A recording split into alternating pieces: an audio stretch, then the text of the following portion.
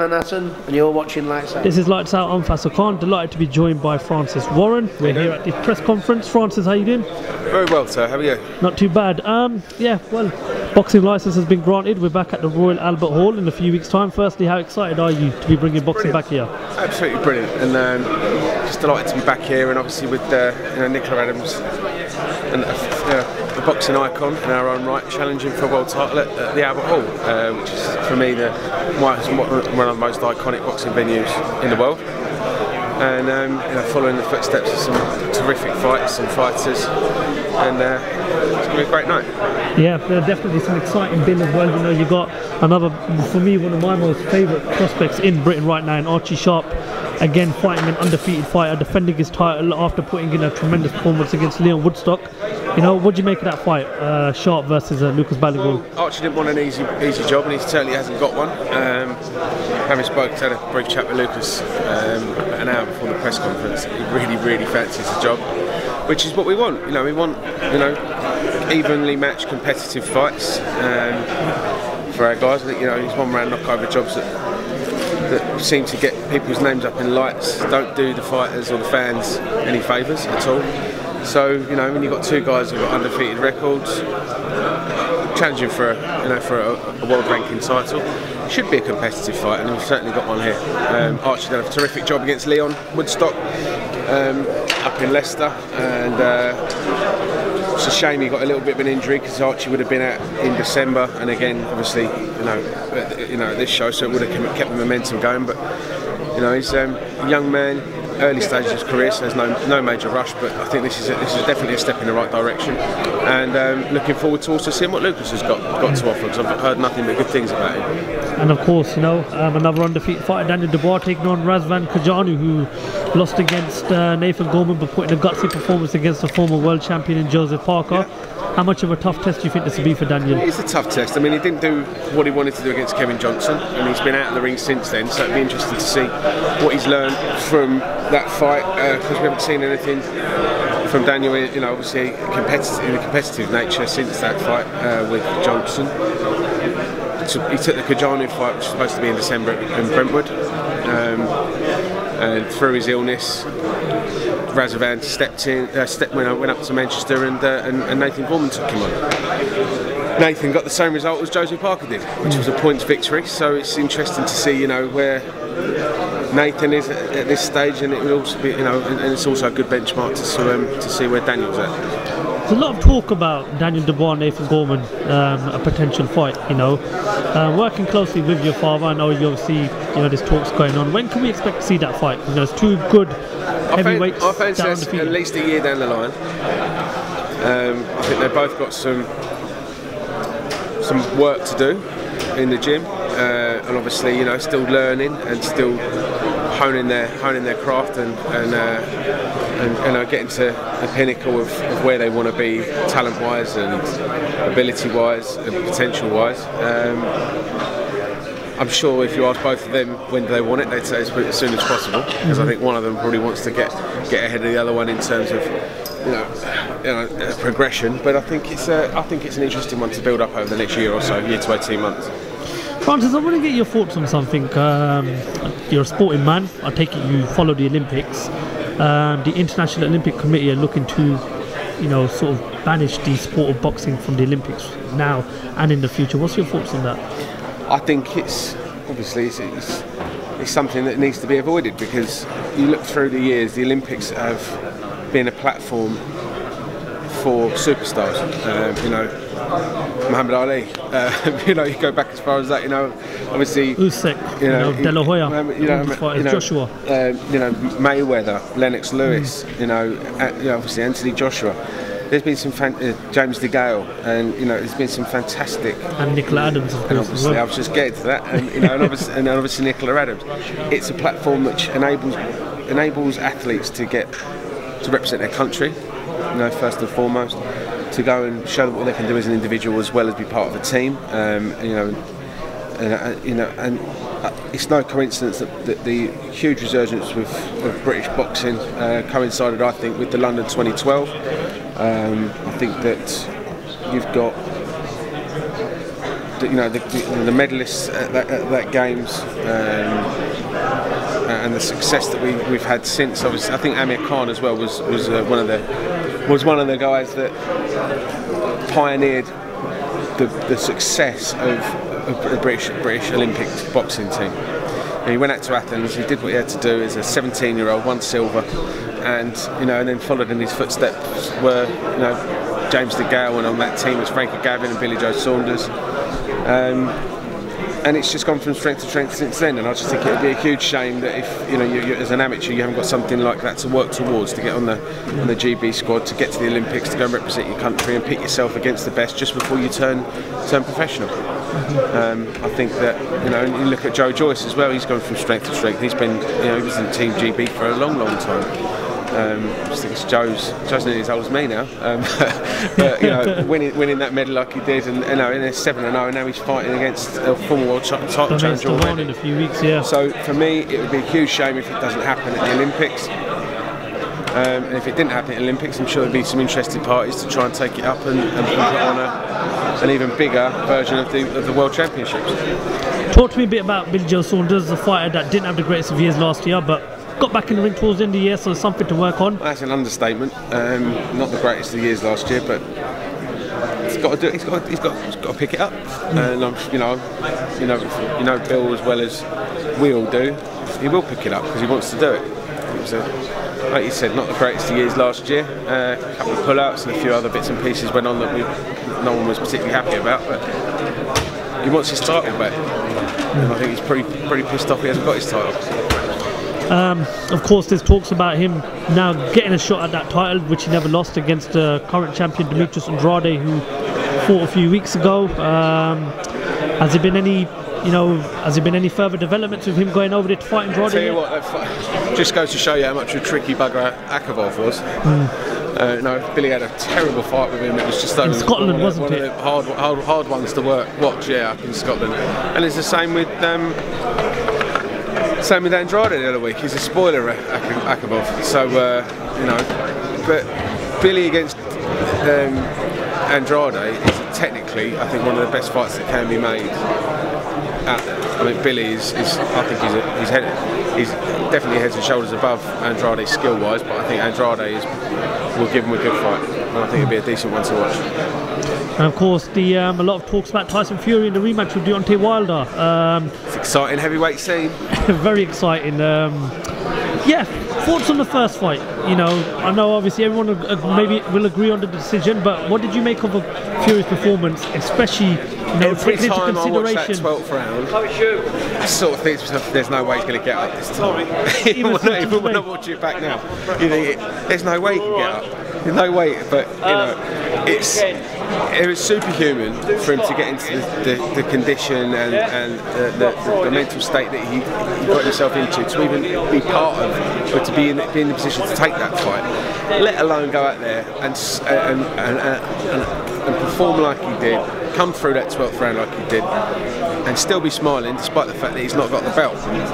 Let's get it right, because most people, a lot of people would have the potential to not be too happy about it, and it was actually Tyson calming everybody down after the fight, saying don't worry about it, we'll be back another day and we'll come and get it another day. He won the fight, everyone knows he won the fight, see what happens next. What needs to be done to avoid another decision like the one we got out in LA in December against Deontay Wilder? Simply, you've got to knock him out. It'd be great if you knocked him out, but obviously that's the easiest way of avoiding any dodgy decisions, to go and get the knockout. But listen, I think that's why you got 3 judges, and I don't know. It's a tricky one to even comment on, because do you think 5 judges instead of 3 might? No. You don't think no, something that because would it's work? scrutiny over 5 judges. What I would like to see in the Premiership football, in the Premier League, if a referee or a linesman gives a dodgy decision, and they, when they get their assessments after the games, if they've made a dodgy decision, they get a suspension from officiating a Premier League game for a week, 2 weeks, 3 weeks. It should be the same in boxing, because a judge could give Alvarez against Golovkin by 8 rounds, and potentially could have been judging the following week.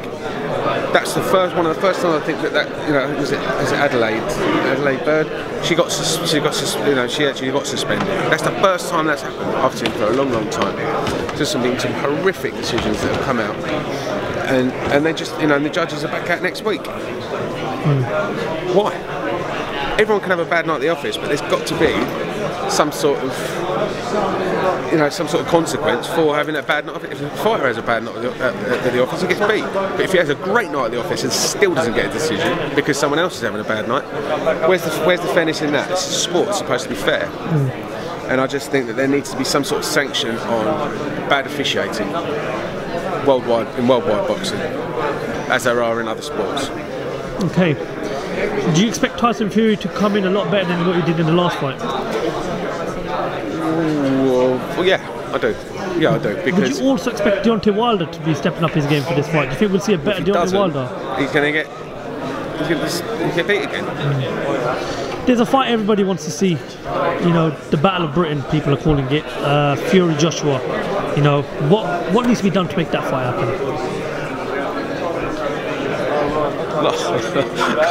Quite a lot, I would have thought.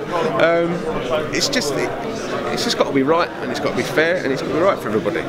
That's the only way it's ever gonna work. And it's well documented with the stance that Tyson's got on it. What stance? You know, our promotional company's got it. My dad said it, you know, several times, 50-50 or nothing. And I don't see, especially after the performance that he put in against Deontay Wilder, why that's out of the question. It's arrogant to think that Tyson Fury isn't worth every bit as much as what we're saying is. What do you make of Eddie Hearn and Anthony Joshua not agreeing to a 50-50 split if Fury Joshua was? If I'm Anthony Joshua, I would be thinking, what's happened? He was the beacon of British sport, and he turned down $80 million. And now I'm hearing he might not even be fighting at Wembley on the April 13th. Because they can't do a deal. Do you expect him to fight April 13th against Dillian Whyte? I hope so. Dillian deserves it. 100%, yeah. Dillian deserves it, but then again, so does Jarrell Miller. But that doesn't mean a row of beans over here, does it? Jarrell was promised by the WBA a crack at the world title at the beginning of this year, and now he's got to go in some tournament to decide who fights Anthony Joshua. It's according to the WBA. It's a mess. They've made a real mess of that situation, and I feel for Anthony, to be honest. I think because, you know, he's worked his balls off, proved that he's he beat Klitschko, done a good job on Povetkin, and he shouldn't be having this. I'd be questioning why it's got to this stage. So at some point there's a possibility, right? Joshua Fury, that it could happen, because Britain. There's also a possibility of Jarrell Miller and Joshua Dillian Whyte, and had Derek Chisora beat Dillian Whyte, and the possibility of Joshua and Derek Chisora. Depends who keeps winning and who's which way who's discussing with who to do the deals. Another one of your big prospects is Anthony Yarde. Big year for him. Tough test in less than a few weeks against Mehdi Amar. I think he fought Gvozdyk, yeah, who went so great. Watched the fight the other way in the round 7 was just Amar. I think his gum shield come out. Wasn't even worried about it. And went in had a right go at Gvozdyk and took him 12 rounds. And he gets stopped in the 12th. Or did he go? No, he went points. Yeah. You know, Amar's going to be a good benchmark to see where Anthony is. No foregone conclusion by any stretch of the imagination. Amar probably feels like he's in the same position as Anthony, that he wants, you know, a couple of wins, the world title. Yeah, obviously, your old man said that this could be the year we see Anthony fight for a world title. But if you look, you know, domestic-wise, British-wise, there's still some good fights out there. You know, Boazzi, you know, even Jose Burton. What is the plans for Anthony? Burton got beaten by a retired Frank Buglioni, who has since been beaten by a number 52 in the world, a Chinese fella. Well, at the time he was number 52. He was number 52 on BoxRec. So that's of no interest. Boazzi?